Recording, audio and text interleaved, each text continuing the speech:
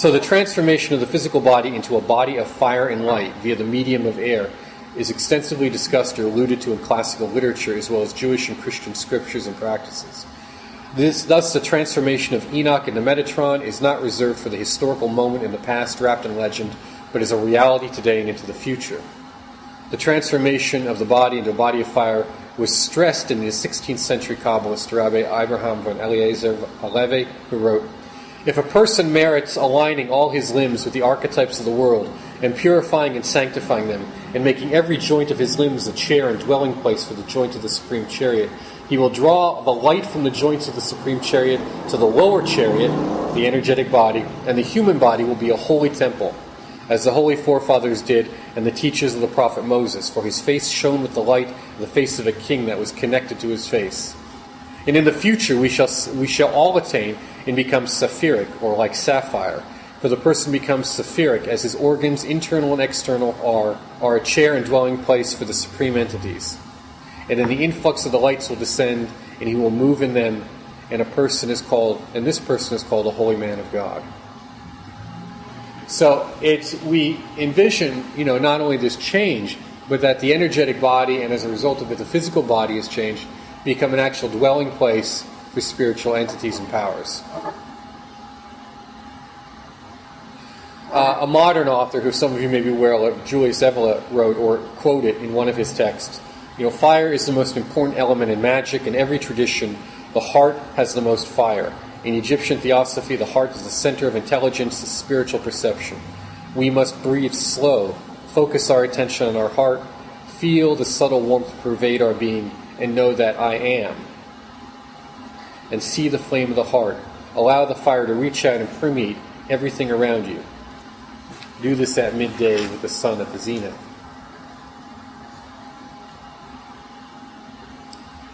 Now forgive me for the length of this, but I do this again to show that this is coming from the classical sources. Agrippa states,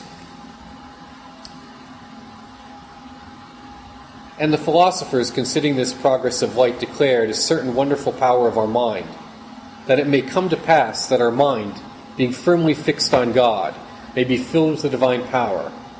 And being so replenished with light, it beams, being diffused through all the media, even to this gross, dark, heavy, mortal body. It may endow it with an abundance of light, and make it like the stars, and equally shining, and also by the plenty of its beams and lightness, lifted on high, as a straw lifted up on the flames of fire, and can presently carry the body as a spirit into remote parts. These things are not granted to all, but to those whose imagination and cognitive power is most strong, and hath arrived at the end of speculations, and he is fitted to apprehend and manifest all things by the splendor of the universal power, or intelligence and spiritual apprehension which is above him.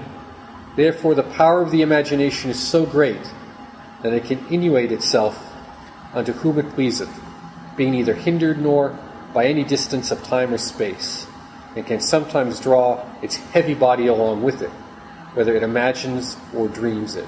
Of this there is no doubt, but the power of the mind is greater, if at any time it shall obtain its proper nature, and being no way oppressed by the allurements of the senses, and shall persevere both uncorrupted and like unto itself. Now, for example, that the soul abounds with so plentiful light of celestial stars, and hence a very great abundance of light reboundeth into their bodies, so Moses' face did shine, and that the children of Israel could not behold him. Thus was Socrates transfigured, and Zoroaster being so transfigured, his body being taken up, so Elijah and Enoch ascended into heaven in a fiery chariot. So our bodies after the judgment of the world will be so glorified, and it is reported in histories that Alexander the Great, being circumvented and in great danger in India, did burn in mind that he was seen by the barbarians to cast forth a light." What they're saying is that there's an actual physical transformation of us based upon the psychic and emotional state that causes light to literally shine forth from us. And that this power is so great that it changes the actual structure of the body, so that those things which we think of as being merely, metaphors, are held to be true. Whether that be levitation, or teleportation, or the actual transfiguration, as we see it with Enoch into Metatron, or Jesus, or his mother Mary, or we see with Padmasambhava, Guru Rinpoche in Tibet, we see with his 25 disciples, and so forth, that these ideas are there. We see it, it's talked about with Zoroaster, it's talked about with Socrates, and even Alexander the Great is said to have shone with fire. Okay? So, this notion of inner transformation is what we must begin to wrap our minds around. And what can it ultimately do for us? What can it ultimately do to us? Okay.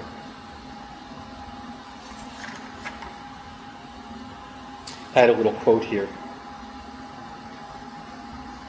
Caesar della Riviera used the term magic in his work, The Magical World of Heroes, in which he called magicians, they were aimed at entering paradise and opening the road to earthly paradise, and that they were called the regal disciples of High Jupiter. I thought that was good. Now, normally at this point I give you a little quote from St. Isaac the Syrian, but we'll skip that because we've talked about what it is to be a merciful person and what it is to have a merciful heart. And going into the notion of what is prayer, because prayer is the principal method of transformation that we have. Okay? That's it. And prayer is a dialogue between ourself and, we'll say, our higher self, and between us and God. But that medium, if you will, is what? Our own mind, our own ideas. We call that our subconscious. That's really, again, we don't have one. It's what we are. We're so identified with this physical world that we have to close our eyes and identify more with what's back here rather than out here. And it said that when you pray to the deepest part within you. Pray to your invisible self. Because it is only your invisible self, this inner self, that can answer your prayers. And eventually, if you do this long enough, your invisible self will appear to you as an entity. This is where it talks about the vision of the guardian angel, as opposed to knowledge and conversation. If you have this vision, very good. But keep your mouth shut. Don't talk, listen. Don't say anything, just listen. Okay? This is the difference between the vision of the Holy Guardian Angel and knowledge and conversation of the angel. One is silence and speech, and the other one is considered speech and silence. There's a way of communicating or seeing the vision in a silent mode. And where, like you said, shut up. Yeah. Just listen. Yeah. Whereas knowledge and conversation is more of a communication between oneself, because we've reached that point of like Deborah's minor or the Tiferet. There's an intimacy, an intimacy of familiarity, and it's the difference is the same as we talked about, as you mentioned, in the different levels of identification of the God form. It's the same thing at work. There's the observation. And then there's the observation and listening, second phase. Then there's the observation and communicating, which is the third phase. And then there's no difference. Right. You realize there is no guardian angel. Right. Okay? And that's the consummation. Okay. Now, this being said, of course, we've said before, Elvis Levy, the great work is before all things the creation of man by himself, blah, blah, blah. And to put it more shortly, we'll quote Julius Evel again, survival after death is dependent upon the formation of a vehicle or mode of experiencing life that is not dependent on physical structures. Because our physical life, again, it's stripped away at death, and we have to have a way of maintaining consciousness. And that's what all your esoteric practices should be about. If they're not helping you. Okay? And in the language of, Crowley, all magic should be aimed at knowledge and conversation of the Holy Guardian Angel. If it's not, he said it's black magic. And essentially a way of saying you're missing the point. So if you aim all your efforts at that, then you'll be taken care of. Then everything will be good. But if you're aiming your knowledge at evoking stuff or making talismans or just trying to acquire more things, you just waste your time on rising on the plains. That won't necessarily help you when you're dead. So you have to be awake. Okay? You must be awake. You must be filled with light. Okay? You have to be awake, filled with light. And we talked a little bit about that at one presentation we did on Between the Gates. Now, the word spiritual comes from the Latin word spiritus for air, and the spiritual body is often said to be a body of air. So are many of the various angels and demons often said to be bodies of air. And one of the problems with air is that it's what? It's very powerful, but it's very mobile. It can be chaotic. It can be difficult to direct. That's why we often associate our minds or intellects with air, because the mind is always hopping around from idea to idea to idea. Yeah. And what we need to do is fix it. We need to fix the air. Okay? And how do we fix our minds? We fix it with an idea, a firm image. That's why symbols are so important. Okay? Now within our bodies, our physical bodies, we do the same thing. We fix the air in our bodies, which is the psychic energy, within our psychic anatomy or nervous system through imagination. Okay? There are a variety of different ways to do it. Okay? One of the easiest ways is to, we'll talk about that in a few, well, we'll talk about that later, but is to just focus on your breathing.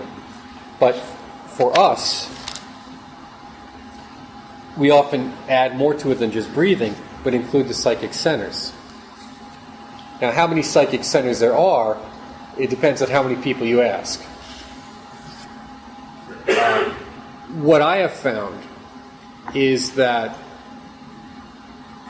when we look at the middle pillar, and we're dealing with the Golden Dawn variation, we're dealing with 5 principal psychic centers in the human body. And they're less individual centers as they're kind of a cluster. They're more of a focal point. Because when we deal with the heart, so we deal with Tiferet or fire, I always like this one because some people do it where? They do it at the heart. Some people do it slightly below the heart. I've seen old school guys where they do it even a little lower near the solar plexus. So which one is it? They all seem to work to some degree. Okay? So what we're dealing here is with ideas and kind of clusters of ideas. What matters is that we don't look for a system that is the system, because there won't be one. But we look for a practice that works well for us and that we're willing to stick with, rather than jump around. Okay? Now, before I ever did the middle pillar, I was introduced by some folks to a notion of psychic centers that was pretty interesting. And they really only focused on 4 of them. And the first one they started out with was the throat. Oh, that's interesting. And the reason is they said that the throat, being mercurial in nature, the thyroid, because they correlated them to the different glands, being mercurial in nature, was the connecting point or the link between the brain and the heart. And if you asked them what that meant, they'd say, well, the heart is the seat of consciousness, just like for the Egyptians or any of these other schools. And that's where our consciousness is. That's where our awakening is. The brain is really where all the intellectual and psychic functions take place. And what we have to do is link those two together. So a lot of time was spent working off the throat. It was very simple what we did. Is after relaxing the body, the attention was brought to the throat. It's something about the size of maybe a crab apple or maybe a $50 or a quarter, depending on who you talk to, a sphere of light, brilliant and red, was visualized there. And the only sound they used was awe. Oh.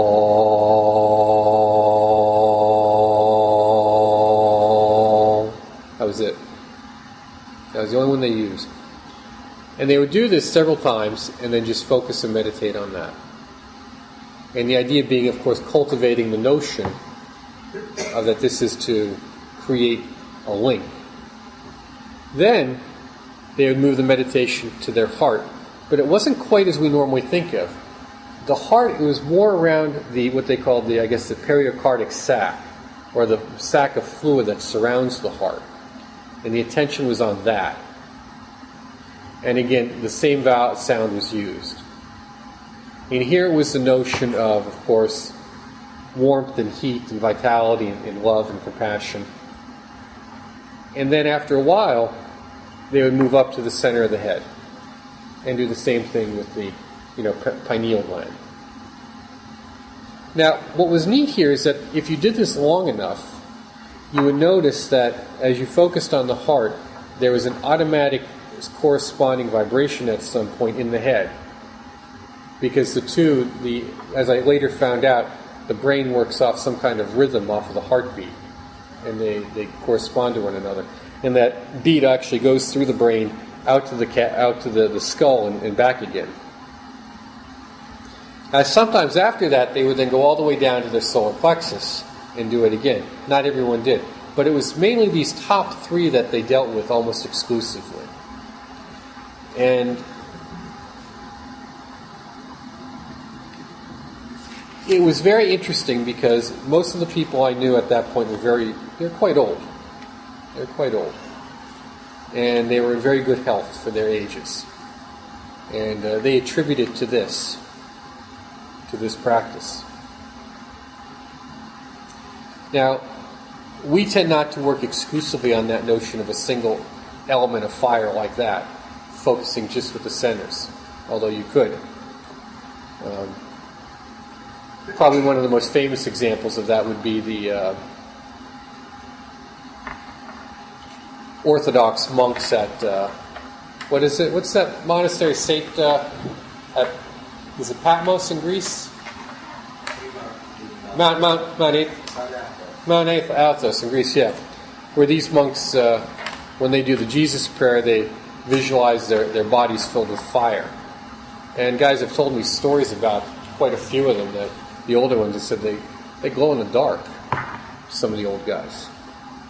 I think we have one or two up here at the monastery who are looked upon with a high degree of reverence because of their dedication. But what they do is they have a simple practice that they do over and over and over again. They're not jumping around.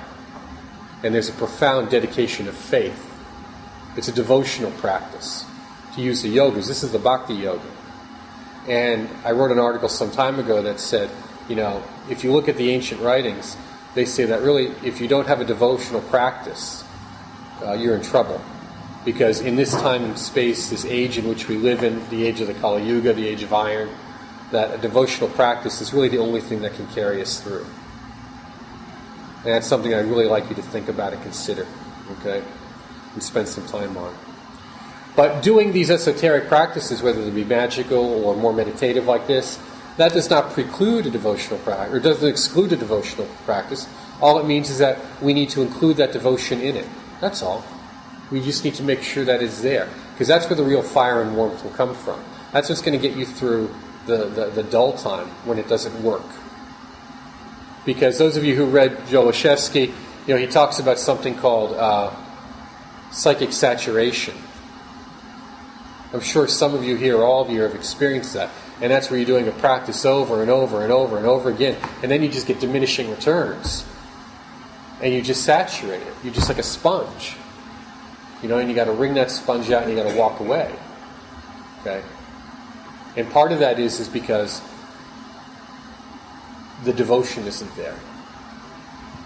Whenever we're doing something that's more mechanical or just for ourselves alone, that saturation hits much more quickly than we expect it to. Now, when we identify with the elements, and I'm not going to go over the middle pillar in depth, all of you have done it, right? You all know what it is, right? So I don't have to go over it. I'm just going to go over the good stuff. We have the elements of earth, air, fire, and water, and spirit. Spirit, of course, goes where? Where does it go? To the head or slightly above the head. Air goes to the throat. Fire to the heart. Sometimes, as we said, a little lower. Water goes to the sexual organs. And earth goes to what? The feet. Okay? We're all familiar with it. And as we breathe in and exhale and vibrate these names, what are we doing? We're trying to not only awaken that energy within us, but strengthen that energy within us. And sometimes what we'll often do as well, as I'm sure you've done some of the experiments or practices, is maybe you'll say, okay, well, I'm good with that. I have a good solid understanding of energy. What I'll do now is I'll breathe in the external energy. So you'll breathe in fire and link it to your fire. You'll breathe in air and you'll link it to your air. You'll breathe in water and link it to your water. You'll bring in earth and you'll link it to your earth. But what's very important, if and when you do that, and I've known many people have, and they said, geez, it's not quite working. I thought it would help, it didn't. And it's because when you do that, you have to imagine that these elements that you're breathing in are pure and pristine, that they're in their archetypal state. You have to be very clear about that notion. And again, this is like doing the God form, but on like the first or second level. Okay? So first you're identifying it's me here and kind of you out there. Well, now we're going to kind of meet. You're still better than me, though. Okay? You're pure and pristine. So breathe that in. Okay? And then, of course, sometimes when you breathe out, you'll breathe out what we think of as impure, corrupted elements. And that's good, too. That's a good way of purification. But I think it's just best to just think of them always in that pure state. Always just feeling that way about them. And the way we do that is by keeping them clear and bright. It's very important that the colors be bright. Now, when we do that, I asked some folks when we used to do this quite a bit, they said, well, how do you visualize the sphere? How do you visualize that sphere or circle that element takes place in? I said, well, I read the book and I visualize it like Regardi said. It's about the size of a dinner plate. I said, well, that's nice. I said, but where's your focus? Well, that's the problem. I'm having trouble staying a little focused on it. Well, why? Well, what do you imagine? What do you think? Well, often they would tell me they visualize it really almost third person, as if they're looking in a mirror. And that's one of the problems. You have to visualize it internally. This is yourself. And secondly, the idea of the dinner plate was so strong that some said it was they almost had it flat, like a concave glass on a mirror, or on a clock, right? So that's not good. I said, and it's too big. You see, they're trying to visualize the plate, but they can only focus on the center point. I said, well, try this instead. Visualize it about the size of a marble. Maybe a golf ball if you want, or one of those small balls you get in a gumball machine. But try it small, but crystal clear and bright, and have the radiance of it, its auric radiance, about the size of a dinner plate. Oh, okay. And that was good, because it always gave them a nice, clean focal point to go back to at the center. That. So what's nice, too, about that is it's very easy to visualize it as round, too, as a sphere, whereas the dinner plate thing is it's too big. I can't have a basketball here and a basketball here and a basketball here. It's too confusing when I try to do that. So keep it smaller. Because remember, in reality, the size doesn't matter with this too much. We're trying to be a little more over time and space. And in fact, your psychic centers are fairly small. They're not this big dinner plate size thing.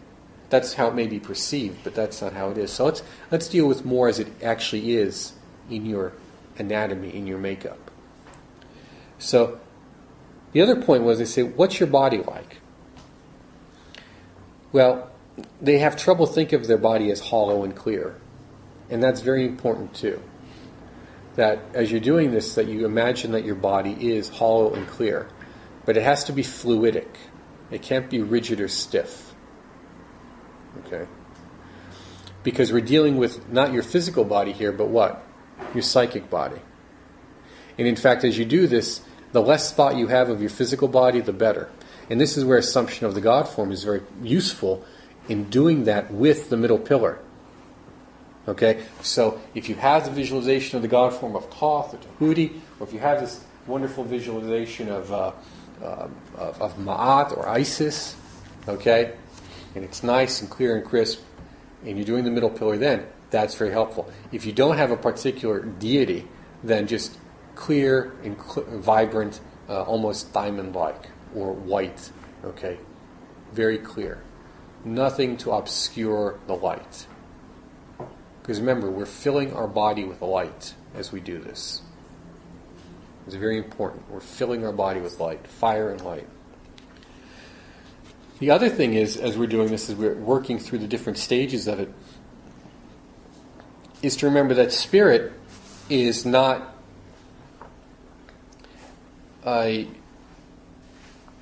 it's not dense. We think of spirit almost as we do one of the other elements. Spirit is all potential. It's everything. Okay? Think of it as vast and open. The more vast and more open you can conceive of it, the better. And in fact, it's important that you even conceive of the inside of your body where you're not doing the pillar and you're not doing the images of the spheres, the elements, as being vast and open.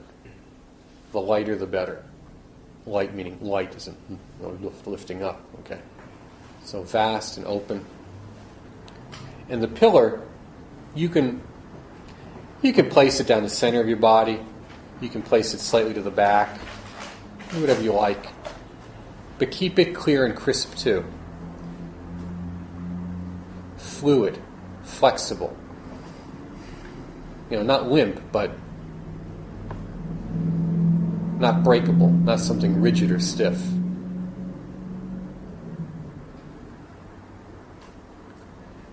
And be able to take your time with this exercise and imagine yourself in the middle pillar. In it. When you're doing the different names. Because each of the psychic centers really is kind of like a tuning fork or modulator to a different plane of existence or consciousness. It's a gateway to different time-space dimensions. That's the nature of psychic centers, right? That's what they do. So you want to place your consciousness inside of it. And practice traveling up and down it if you can, inside of yourself. Not as something vast up into the sky or anything like that. Just in here where you are. Know thyself and you will know the gods. Just right with you, right where you are. And what you'll do then at that point is you'll begin to develop an affinity. That harmonic resonance with these elements and these ideas and these qualities and these archetypes with first, wow, okay, I have fire. That's heat and warmth and love and life and energy, right? And I got water. That's, fluidity, flexibility. That's my blood and my bile and all those liquidy stuff. And you'll begin to see that you have the correspondence between these ideas, not only with your physical body, but with also your emotional makeup as well. And that's where we're dealing with what? The chain of correspondences, right? How things relate and link together magically. But what we'll also be able to do is begin to notice that you have a certain resonance with those energies outside of yourself, or what we perceive of as outside of ourselves. Again, it's perception. The elements in the material world. And this is slow and progressive. You begin to just sense the weather better. You begin to have, just a better appreciation of nature. Cold doesn't bother you like it did. Heat doesn't bother you like it did. Things of that nature. You begin to acclimate yourself to the broader world, if you will, in an elemental sense. But what will also happen is your magical abilities will improve. And this is where you have to be careful. Because our thoughts are things, and our thoughts have power. And they often have power when we least expect it. Hence the wonderful analogy of the sorcerer's apprentice. Yeah. Now, I have a friend who was working in his alchemical lab, and he tells this wonderfully funny story of how he's in his lab, he's working on something, it's taking a very long time for the distillation to take place. So he decides he'll go outside his lab and have a cigarette. I personally think this was nature's way of telling him not to smoke. So he goes outside,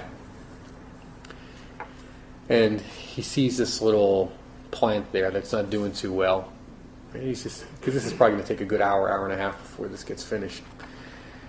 And at first he says, okay, well, we're going to see what I've learned here. And he thinks, I'm going to send it some earth energy. That's not doing too well. It's like, okay, I'm going to send it some water energy. That's not doing too well. I'm going to send some air energy. Yes, it seems to perk up a little bit there. But now we're going to try fire. Fire. And he has this explosion in his lab.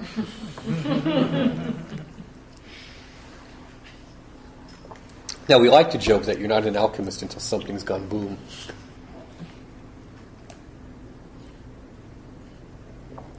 But the point of the story is this.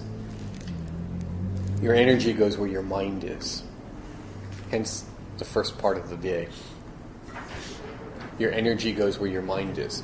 And the more you do these practices, the more quickly, the more speedily, the more efficiently, and the more precisely that energy goes there. That's why you have to spend so much time guarding your mind. And that's why so much time is spent about morals and ethics in this. Because otherwise you'll simply self-destruct. That's all. And I think we have a rich history of occultists who've done that. So you have to pay attention to that part. You'll see how it goes more and more. Your energy goes where your mind is. Because the barrier between you and your notions of you, that is your inner self, at first breaks down or is dissolved. Then with that, you're working on the barrier between yourself and the external world. And that begins to break down and dissolves. So what we do is when we do the middle pillar, of course, as we're doing these visualizations, it's important that we begin, particularly for purposes of health. And I would tell you some of the more extravagant claims made about these practices, but I won't. I'll save that for some other time. You know, as you're breathing in the energy and you're breathing in the pure, pristine element of air, at first you're just breathing in the air and you're mingling it with your air. Fire with your fire, water with your water, earth with your earth. But you also then have to feel it within, if you want for health purposes, to mingle it with, you know, the air with your actual lungs and nervous system. The fire with the heat of your heart or your digestion. Or the earth with the solidity of your bones. Because what you're drawing upon is the archetypal pure qualities. In mingling yours with that to bring yours up to speed. It's kind of like when you have two batteries. You know, you get two batteries and one is at half charge, one is at full charge. And then you link them in serial. What happens? You know, they both come to the same level. One goes down. So what we're trying to do is, and since the universe can't go down, it's infinite in possibility, we're trying to constantly bring ours up to it.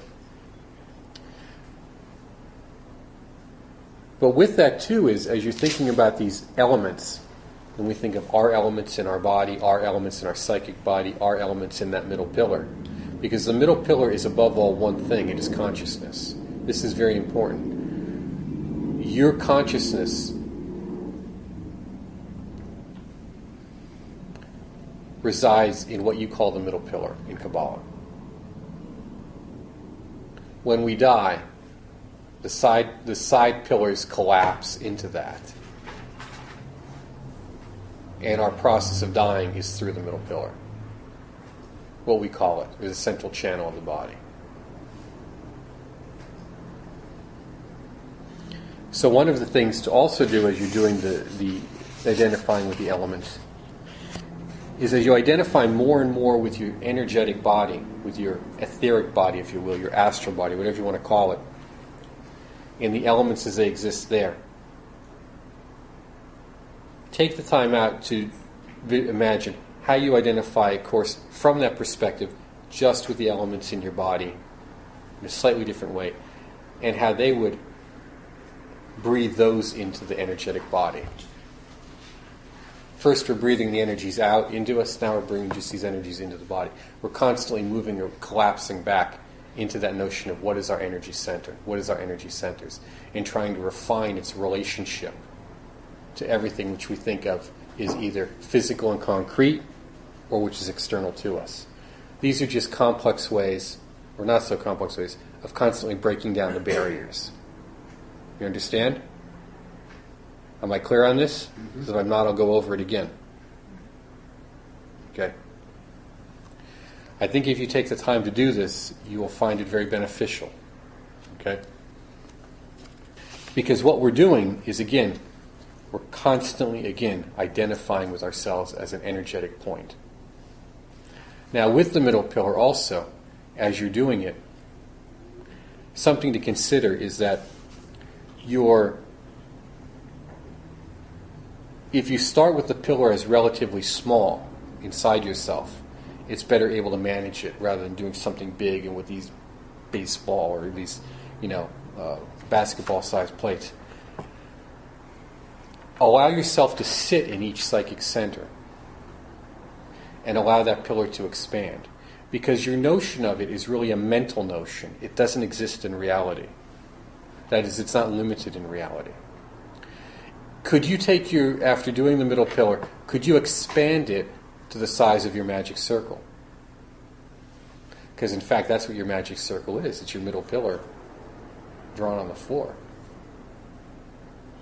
Because when you do what you do is essentially create a force field, and that 9-foot diameter is the rough approximation of the average force field that's done in a magical operation. Now, of course, it goes beyond that to some greater or lesser degree, but that's roughly it. And that's a representation of what? Your world, your consciousness, right? Well, where does all that reside? Right here. Earth is the physical world. Water, or yesod, is your unconscious ideas, perceptions, all that stuff that's in your subconscious. All those dreams and fears and nightmares and hopes and aspirations. And there's Tiferet. Then there's that real sense of self that says, hey, we can handle this. We can bring all this together. We can harmonize this. Right? Then we'll have Keter, the true point. And then we'll have what? Air or Da that says, wait a minute. We can make this all happen. We can bring this together. Okay?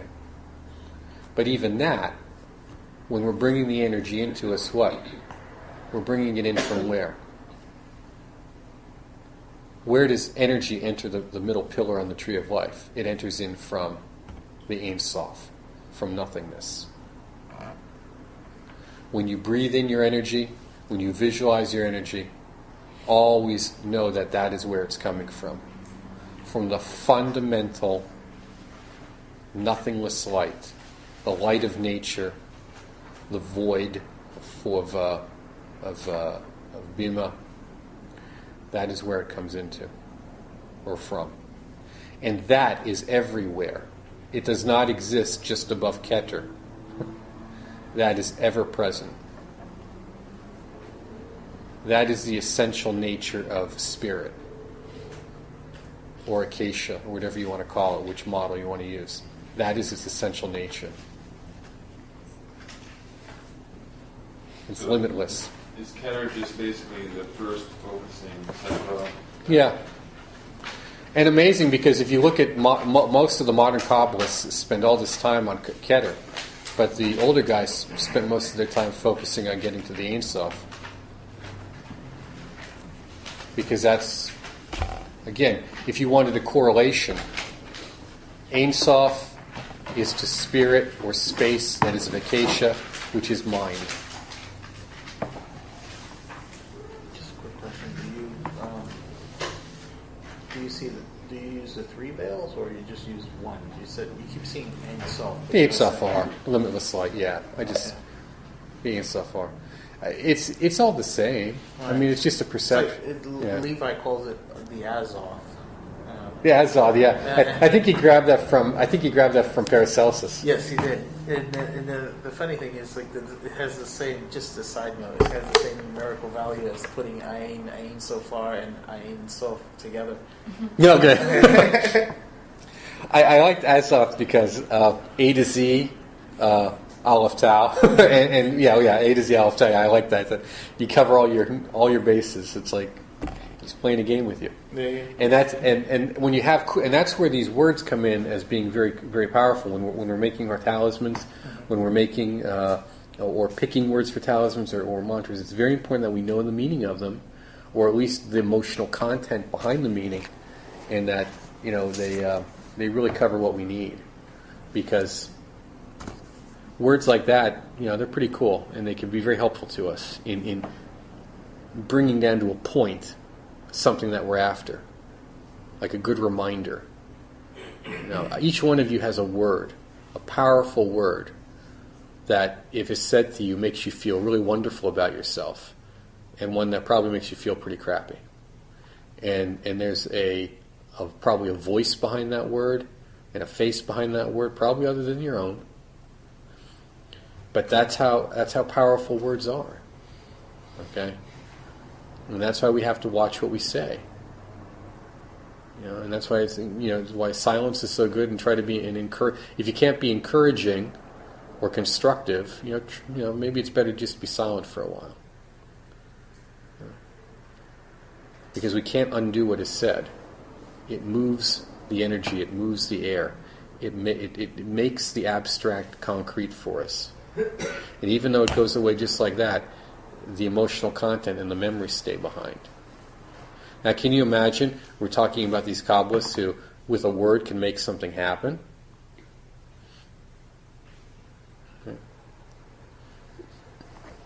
And just by doing these sounds, the power and effect that it has on your bodies and your nervous system.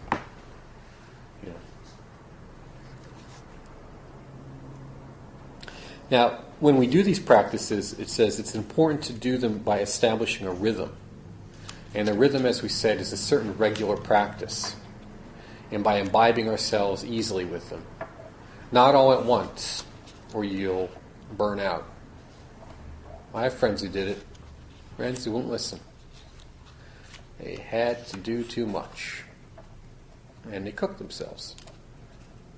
Happens. So, do it slowly, because what you're affecting change is in your basic nature. You're affecting change in what we call yasod. And that happens only with great effort. Your subconscious changes only with great effort. Because its goal is to keep everything stable. Its goal is to keep everything harmonious, based upon what else is already present at the party. So, when you work with it, or when you work on it, you want to do it in a manner that gets things in there to stay, but also does it in a manner where it's going to stay for the long term, where it affects permanent change. This is, to give you an example, this is why when many people go to a hypnotist to, stop smoking or fill in the blank, they do okay for a while, but then they start up again. The change isn't permanent. And one of the reasons is because the other habituated action is so deep that all the triggers are in place. We call it karma, cause and effect. All the triggers are in place. If this, then that. If this, then that. So they go back to their daily life, and those of you who've done anything in addictions recovery know this. They go back to their daily life, and the same people, places, and things are there. They haven't changed, so all the triggers are in place to put them back to their old behaviors. Because addiction is a function of habit anyhow. Okay? It's over and over and over again until it just happens on its own. That's what we call unconscious. habit. Well, we're trying to do the same thing with magic or magical exercises. We want to think in a particular way. We want to perceive the world in a particular way. We want to act in a particular way towards ourselves and towards others. We want it so that when we call on this particular name with this particular symbol, that there are specific and reliable changes in ourselves, in our environment, maybe in our life as a whole, that we can rely upon. And we do that practice, and repetition and slowly. But the unconscious doesn't like change, because its goal is to keep everything functional. And one of our habits is to try something for a little while and then go to something else. And then go to something else and then go to something else. That's where discipline comes in and why discipline is so important. That we have to stick with things, particularly these practices. And the middle pillar in particular. It's really good to do it if you don't have to do it every day. You can do it every other day. I know some people who just do it once a week. Guardian, one of his books, only talks about doing it once a week. Okay? But it's good to do it for an extended retreat. If you can do a Hermetic retreat of about a month to 2, maybe a month and a half, every day or twice a day, and then go down to a normal schedule. That's a nice way of dealing with it. So if you can do anything for about 40 days, that's the magic number. You can do anything for about 40, 42 days. You'll notice it's right at the end. It's always right at the end that everything comes into play. Everything comes to fruition. Is there something magical with number 40? Because I find it interesting. There's a Master Yu, this Buddhist master that I met, and he was giving me these instructions for these mantras. And he would say that there was always this period of days that he must repeat this mantra. And he said many times the key numbers were 40, 100. But he said, you have to get to that 40-day cycle, and then something powerful happens. You have to. Yeah. You have to. A month is not enough. No, 40. 35 days is not enough. 31 is not enough. You have to go, and 42 is the better one. That way, you cover your bases then. I've talked to some people and they say 40, others say 42. I think they're just having a certain preference for some kind of number thing. But they're close enough they're close enough related that I just say, okay, we'll make it 42, but you have to make that day. Everyone who's done the Liturgy of Hermes, who's done that, they tell the same thing. Starts out, it peaks, goes dry, slug it out, slug it out, slug it out. Almost finished, I want to quit. Drop, up, and then level. And it's always at the end. Now, some people, that end is around 35, it's 36 days. Okay? Others, it's 38, 39, 40. My point is, it's always in the last week when the fruit drops. You would say the story of Noah, the 40 days. Yeah. I always found it interesting that Noah was traveling on the seas, and 40 was a min. Yeah. And his name actually means sleep. Mm-hmm. So he's sleeping. Much akin to what you were talking about before. We got a book out here. I dropped it off for the library. You might want to take a look at it. It's called the Jewish Book of the Dead, and the author goes through the Old Testament stories in relationship to that kind of inner journey stuff. It's very good. To know is to be. Write that out and put that somewhere. To know is to be. And then write another one out. We used to say every alchemist should have above the portal of his laboratory, patience. Too often it's abandoned hope, will ye who enter here.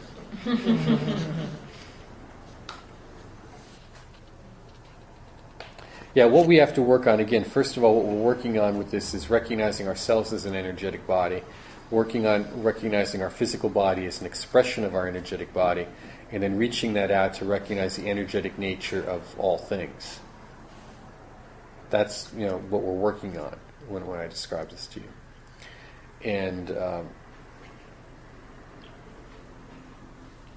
the idea that the physical body is an emanation of the subtle body is one which we easily state with our mouths, but it's something that we really have to work on getting into with our hearts and feeling it, because that's what allows us to have greater control over it, but also less attachment to it. Because as we said, the energies of the body, and there are many, and they're powerful and strong, that these energies of the body need to be released. And if we don't release them progressively while we are alive, they will be released very methodically, but uncontrolled by us at the time of our death. And that's what gives the various experiences of near death and the actual death process. But what we want to do is cultivate those energies while we're alive so that they can formulate and strengthen our energetic body, so that when we are dead, that we're not just thrust around on the psychic waves like some being of air, trying to find a place to hide.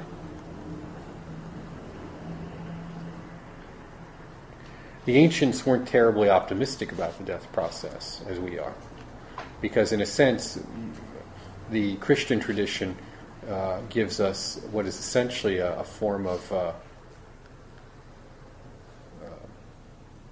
devotional yoga that in and of itself is enough to carry the average person through.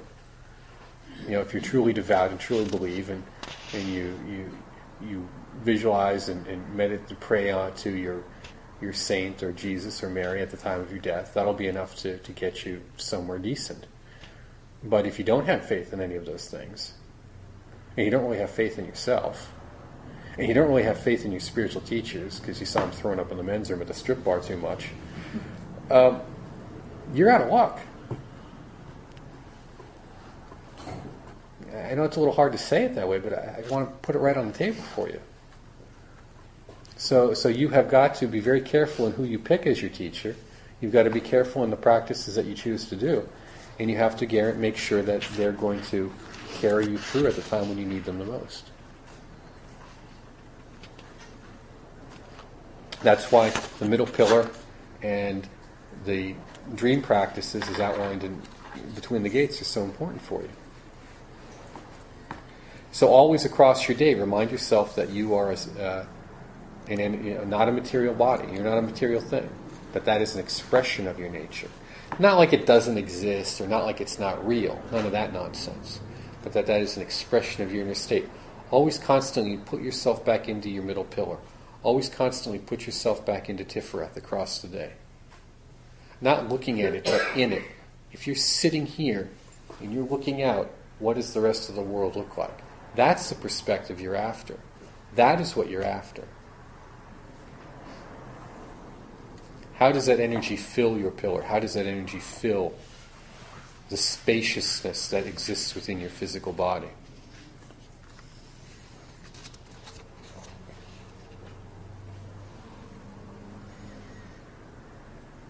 Descend into the silence of your heart, and having realized it, try to experience your own body, and especially your imaginative faculties, as functions of the self, detached from the deep reality of being, though not free, but rather as completely dominated. This act of the spirit should reach such perfection that when it is actualized, it should not even slightly affect the state of silence. Thus it should act not because the spirit to regress to a more normal and more material level. It should act not to cause the spirit to regress, but be into a more normal level of consciousness, away from the material. You need to proceed gradually. First, investing your body as something physical, recognize it. Then your mind, recognize your mind as thought. And then your imagination, which is the highest and least of faculties, as that of its ability to create images and to affect both of them. Allow this imagination to grasp hold of your mind and to the physical reality itself. One of the things we said is, when you breathe, fix the air in your lungs and feel it permeate your blood as if you had a body made of luminous mobility.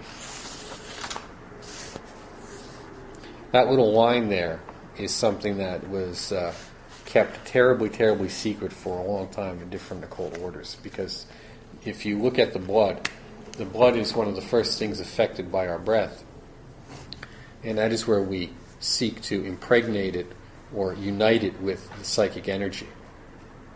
And here we do it through the heart. And what that does is that actually causes a change, a subtle change in our physiology.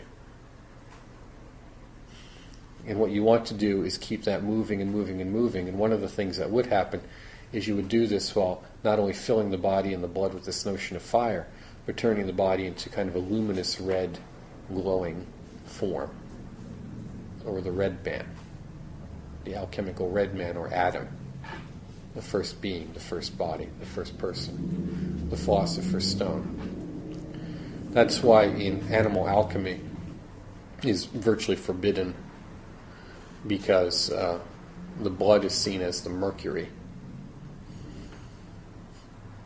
It's the life force. It causes an actual change in the structure of the body. In alchemy, you generally deal with plants, which is called spagyrics, mineral alchemy, which you deal with minerals, and then you could theoretically do what's known as alchemy, animal alchemy. In spagyrics, you separate what's called the three principles or essentials of sulfur, salt, and mercury. You separate them out and recombine them. And that's fairly easy to do with a plant, because, or with maybe a mineral. To do it with a person would actually mean, or a living entity would require death and resurrection of that entity, theoretically. I stress the word theoretically. I think in most instances it would be a one-way trip. Yeah. But in Dubuis, like, there are some alchemical operations, like working that he considers sea salts and eggs, that we do, like the oiled egg. Yeah, that's okay because it's not fertilized. Right. Oh, it's not Yeah. The only other one is dealing with a bloodstone. Yeah, because it's your own. Yeah. And that was, from what I've been able to decipher, I think that was one of the primary methods used by some of the Cagliostro and Saint Germain. Yes? Allegedly, didn't the Epperling brothers do something quite like that in Ephrata? Yes. Yeah. Yeah, they did. The descriptions of the alchemical practices at Ephrata are nearly identical to the descriptions of the alchemical practices of Cagliostro. Now, when you're doing this, one of the things that will happen is that as the more and more you work on the middle pillar, the easier it will be for you to dream, and the easier it will be for you to have lucid dreaming, and the easier it will be for you to have out-of-body experiences, and this is good. This is important that you do this. So it's very important that when doing the middle pillar that you clearly do this at a time during the day, in the morning or in the evening, as we stated, and also link it with practices at night regarding dreaming. Because you're going to find yourself popping out. So you might as well just be ready for it and take advantage of it. So the middle pillar should be a practice during the day? Yes. Best at early evening or early morning. Early evening because your energy is low then, and this is a good way to kind of boost it up. Or early morning because you already have the energy of the day is pretty high and you can hook into it. Now, one of the things they don't talk about much is some of the negative side effects of the middle pillar. And like anything, any psychic practice stirs up the pot, and stuff happens because we're changing our I don't want to say our equilibrium, but we're changing what we consider our normal state. So anytime we do anything new, there's going to be a period of stuff happening. And I think that the lack of knowledge of these side effects is part of the problems that we see in a lot of magical groups. That even though they kind of talk about them, they don't really delineate them or enumerate them for you. Or they talk about, well, Regardi said you should have psychotherapy before you do this, blah, blah, blah, but, I don't need it, not me. So whenever you undertake these practices, pay attention to the following, that it is very common to have increased frustration, anger, and impatience. And you think, oh, I'm doing this stuff to make my world better. Why is it that I want to pee in everybody's Cheerios? What? Yeah. No, stuff's moving. Very increased appetite.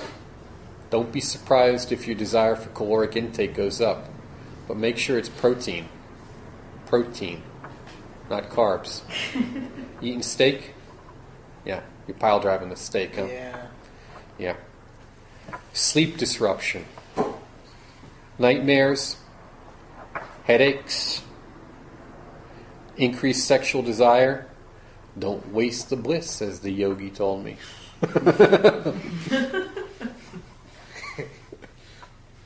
He kept looking at some other guy and saying it over and over again. Bodily purification in the forms of sweating, urination, bowel movements, menstrual discharges, and all of it will be foul. And I mean foul. Don't be surprised if that happens. So you just keep going through it. It'll work its way through on its own. You just keep doing it. I will make the victor a pillar in the temple of my God, and he shall go out no more. And I will write upon him the name of my God, and the name of the city of my God, which is the New Jerusalem, which cometh down from heaven from my God. And I will write upon him my new name. In Revelations. See, that's what you're doing. In Masonry we say we're making ourselves a stone, a smooth stone, to be placed in the Temple of Solomon. Using this, we're making ourselves a pillar in the temple. Because the ancient temples were lined with pillars, who supported the temple, supported the whole overarching structure. And that's what we do. And what is the name?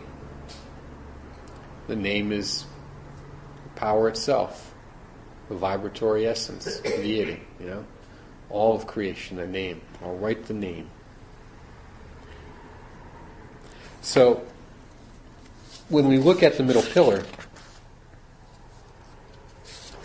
we recognize that the fire element in some ways is the most important, because that's what it's meant to do. But as that fire moves through us, it heats things up. And that's where the purification takes place. When we have that purification, it's important that we keep the energy moving. There are several versions of the middle pillar, some which spend a lot of time on moving the energy around the outside of the aura, or the egg, if you will. When you do these, make sure that everything moves smoothly. You should almost be able to feel your aura as if it's kind of like a rubber ball. It's firm, but not hard. It's permeable, but not porous. And clear and crisp and bright. Now, I know you've read The Art of True Healing, and you can then later on visualize colors and stuff, but before that, keep it clear and crisp and big. The more you expand it out from yourself, you should be able to feel it about 7 to 9 feet away. In fact, when Joe and I were talking, Joe Leszewski, we say, if you actually do the middle pillar properly, it should take about 45 minutes to do, when you think about it. Okay. I mean, you could do it in 10 or 20, but you're really rushing. Remember these key points too. Make sure that you're breathing in energy from the Ein Sof R, the emptiness, the void, whatever you want to call it. You're not just taking it in from the environment around you. And that this energy is pure and crisp and clear in its archetypal quality. 2, have a strong foundation of Malkuth. Now, when you're moving the energies through Malkuth and up to Yesod, or from earth to water. The soles of your feet and the center, the backs of your knees, and your perineum are all interrelated as a single psychic unit. So you'll probably get a burning sensation in your feet. But at the same time, there are 12 psychic channels that go down the thighs that can get purified in this process. Now, in Tibetan Tumo, in Inner Fire, they have a preliminary practices that you do right at the beginning to purify those channels. We don't have those. So your job is to pretty much suck it up. Okay, so make sure that you visualize your body as being very devoid of any solidity. Again, vacuous, hollow, but filled with potential. You know, it's not just empty in that there's nothing there. It's just that there's nothing there to resist. There's nothing there to give opposition to. It's like the air that we move through here between point A and point B, between the chair and the door. Okay. The same thing with. Don't skip any of the centers, by the way. There's enough. There's only 5 of them that you're working with, so make sure you spend enough time on each one. Okay. At the end, when you're done, after you've wrapped yourself in the light, I know sometimes one school of thought was to bring the energy up from Malkuth up to Tifereth, or from earth up to fire, and then just kind of radiate it out through your whole aura as a way of kind of diffusing the energy. Because some people find that when they do this, the energy kind of gets stuck or somatized, but meaning, actually not so, stuck is the word. So you want to make sure that you diffuse it enough throughout yourself that you don't feel any jittery or jumpy, or try to minimize that when you're done. The other thing, too, is if you really are too overblown by this and you're too nervous, you can walk around barefoot, do it barefoot, or step in some cold water. And if it's in your hands, you can just stick them in some cold water, too. That'll help drain it out. It's preferable that you don't do that, because again, we don't want to go through this trouble and then waste it. But if you're feeling like jittery or warm or that kind of tingly sensation too much, it's getting stuck, and we don't want to do that. We want to keep it moving. Keep it moving. The key here is fluidity. Keeping it moving. And if you find there's a block, slowly wear it down. Don't try to push through it. Just kind of like sanding it down, wearing it down slowly. Okay. Circulation of the light in the fountain of light. And of course, then comes out, goes out, and just keeps circulating it. Kind of like a giant alchemical distillation. But again, smoothing everything out as it goes. Keeping your attention on everything be smooth and clear and brilliant. Now, you've all done the middle pillar. What are some of your experiences with it that maybe you have some questions on? What have you done with it where you said, wow, that really was kind of great and it worked, or that was really unpleasant and I'd like to avoid that again? Because ultimately the goal here is to first come in contact with the energies as they exist within our own psychic makeup. Then understand the psychic makeup of those energies of earth, water, fire, air, and space, or mind, and how they relate to the makeup of our physical body. Right? Earth is what? Our bones, our flesh, right? Our teeth, even our hair. What's water? Our blood, our circulatory system, also excretion. What's fire? What's our digestion? It's our bodily heat. It's our very life itself, our warmth. Right? Air is what? Respiration. It's our nervous system too. Okay. And what is space? That is mind itself, awareness, all of these things, and more and more. Okay. So we want to understand, how does these ideas then relate to this? Okay? And then how does it relate to this? This water, this fire, this earth, this air, and the space between us. We're constantly trying to work on that and find those relationships so that there's less and less me and you as rather than it's just it. Because as we sharpen our mind through the meditation on the elements, then you're able to say, you go to your park and you're sitting there under the tree and you're reading a book and you can begin to think, oh wow, and you meditate for a moment. You don't even think of it as a meditation because it's not some big formal thing, but you begin to notice as you concentrate more and more on that rock or that stone that you find that your mind is actually in it. As you focus on the running water or the sound of it, that you can actually feel it, your mind is in it. And that it's not just some fabricated mental illusion or construction. It's a shift in your awareness, real, tangible. Same with air or fire. And then the very nature of vastness itself, space, mind itself. What is mind? Mind is the creating force. It's what, at least for us in Western esotericism, is what everything creates. As we said earlier, mind is generating. Imagination is constantly generating. What's it generate? Images and ideas. We have to understand that so that we can control it. Control it, why? Because that's what creates the screen or filter from which we perceive reality, perceive everything, and how we understand ourselves. And then ultimately, how we experience psychic experiences and interpret them, ultimately how we experience dreams and interpret them, and ultimately how we experience death and interpret that. But what you just said, are you trying to say it's like you become the rock and the rock becomes you? Well, I don't say so much become, but that the nature of your idea of being solid flesh and blood, detached from everything, disappears, and that your mind is able to actually step outside your narrow, limited self and have a direct perception of that rock. Your mind is able to have a direct perception of the rock.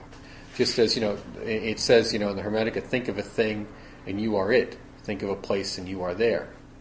Ask me a question and I will answer it. It's not putting limits on it. So we progressively, starting with our own selves, we begin to know yourself and you'll know the gods. So work on your own energies and how they relate to you. And then you can progress through the elements, you work on the planets too. How does the planets, in particular in Paracelsian alchemy, how they relate to the organs of the body? So when you're talking about, say the art of true healing, in regard to talking about, circulate the blue energy of Jupiter to affect your lungs or affect your spleen or something, spleen, the liver, that this is why. Because again, those correspondences are linked up. You work through that, you work towards it. And it's that link that allows any talismanic magic that you do to have any effect. Kindi on the rays talks about the rays or the web of energy that the different stars and the planets create. And that we, the description is that we kind of catch them or reflect them or, bend them in a particular way with our work. Okay. And this is how we begin progressively to go through that. And of course, you can look at this initiatically too. You can take each of the psychic centers, and at this school, then you have to move on to 6 or 7. Look at them in terms of, like in the Book of Revelations, the seven churches. Each one looking at as a different aspect of initiation. Okay. There's some schools of thought that try to compare the 7 seals to the 7 chakras within the Sushumna Nadi. Yeah, I think it works. I think it's fine because even if you look at even within Tibetan Buddhism, in some of the schools, they refer to the body as the indestructible temple. Solomon's temple. This is the indestructible temple of Solomon. And at the different levels of it, 3 levels, and then you have the three kayas. So you could easily do that too with looking at it in terms of different levels of initiation. They refer to the nadis are the roads of the different centers. That's why when you dream, you'll find that you'll have certain dreams, and you'll dream that you're going down roads and you're going down hallways. So that's you're actually traveling through the psychic centers in your own makeup. But you create or perceive it as a road or a hallway because your mind so instantly and so quickly has to make sense of it that you don't see it as it is, but instead it turns it into something you can manage or digest, and that's a hallway or a road. Passage on a river. Same thing. Pardon? Passage on a river. Yeah, a river. And then the elements in the dreams tell you what fundamentally what level it's working on. So Jean, Dubuis, he spent a fair amount of time talking about the dreams in terms of the elemental levels. His was in relation to the Sephirah, though, to the spheres, okay, and how that works. But it works the same way here. But on those levels that also correspond, as we said, to the three worlds, the upper, the middle, and the lower. So, when you're working on the earth elements, you're working on the earth, but you're also working on the underworld to some degree too. And those forces are very difficult for many people to encounter. And that's also where you have gateway to the hell realms. So people get, wigged out when they have some of those experiences. And then, of course, people want the heavenly and divine realms, the God realms of the archangels and all that stuff. And that's up here, But again, that's a whole other different, stuff to work with. So even your psychic centers correspond to the different levels of beings, human, animal, otherwise. And that's how you begin to have an understanding of what they go through. That's why a lot of people change. What's the first thing they change when they do this work is very often they change their relationship to animals. They may not feel any better about human beings, but immediately beneath that, they feel a certain more affection towards animals and the suffering that they go through. Often they get stuck there. We see a lot of people there. But at least it's something. At least it's compassion for something other than themselves. Let's call it what it is. It's better than... Good to keep moving. Keep moving, but it's good, It's good that you don't kick the cat anymore. That's good. Yeah. Okay. So and what'll happen is then people get overly... because they don't move forward, an imbalance takes place. They all want to be vegan. There's nothing you can do in this world that isn't tainted. There isn't a single pear you can pick from a tree, since we do not live in the golden age. There isn't a single pear you can pick from a tree that probably doesn't kill a bug in the process. So you do the best you can. What you learn to do is do the best you can with what you've got. But what you find is when people get too focused on a one true way, it means that they're, you have to kind of figure, okay, what psychic center are they coming from? I mean, they're working on all of them, but which piston is firing the strongest? Okay, that's what you want to think of, okay? Any questions on any of this? No? Okay. Well, we've got about 10 minutes left, which means we went a little bit over. I think we've covered a fair amount. I hope that it met your expectations. It was worth your time in coming here. I specifically did not want to go over a lot of technical stuff of how to do the middle pillar, because I know you've all done it. What I wanted to do is give you more information that you need to go home and think about and practice and integrate into your practice about the little details now that come up. And I hope, that's why we did this. It would be very easy to have you sit here and say, okay, now let's all visualize a white sphere. Now let's all intone Ehyeh. Yeah? But you've all done that. You don't need that. What you need to do is go over your notes, pay attention to them, do your regular practice, and then go back and go over your notes again. And do your practice and go over your notes again. And begin to see where some of this stuff is lining up. And that's a little bit at a time. Like we said, you imbibe a little bit at a time, a little bit at a time. If you go home and you just close this notebook and you never do anything with it, well, its ability to help you will be very limited. But if you undertake this practice, you say, oh, geez, okay. Now I know why I want to drink a gallon of whole milk and eat six eggs all at the same time. Yeah, you know what? Yeah. And same thing with, why am I getting irritable? Pay attention to when you're doing the middle pillar. Where is it getting stuck? Or where is it getting thin? Okay? What's that telling you?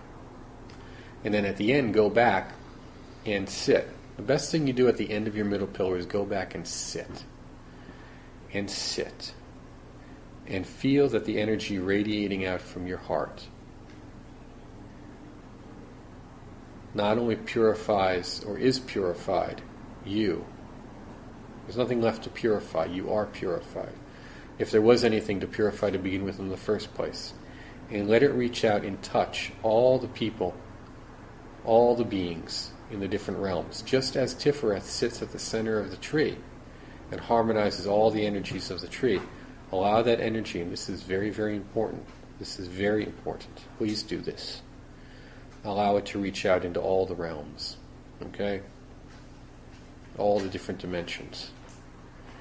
Talk a little bit about those in the article Wisdom's Bliss, which we have. And I've sent out hundreds of copies of. If you haven't, go back and take a look at it. Let it reach out to all those beings, because Tiferet is the inner light. It is Christ. And the inner light relieves the suffering of the world. The purpose of Christ was to remove the suffering of the world. And that's either in you, is in your personal life, and then those you know, or in the terms of, a world savior. Okay? They come to remove suffering, and that's what you're dealing with, that energy, that salvatory aspect. And as we said, illumination is to be filled with light, but salvation is to be beyond suffering. It is the end of duality. And allow that to reach out and touch others. This is also the time when you can, you're told to do it in regard, he says, breathe out the dark color and breathe in the light color and all that stuff. Well, now this is a time when your inner fire is so strong that you can do that for the world, as you breathe in the suffering of the world and you exhale out all of that brilliant golden light that eases it and brings it happiness. That's the next level. That's when you were, and that fire burns so brightly that there's no longer any sense of your body or sense of the pillar or sense of anything. That fire that may grow to fill that whole circle. And that's when you start understanding how guys like Socrates or Alexander or others could be seen as light. Okay. So what you're saying is, in the beginning you try to purify yourself, and once you reach a state of purity, then you become the filter for the impurities all around. Yes. But you can also integrate the two in the same, at the process. One, you're at the beginning, and then the other at the end of the work, so that you can have the layers. There's different layers to the work, and there's many ways to approach it.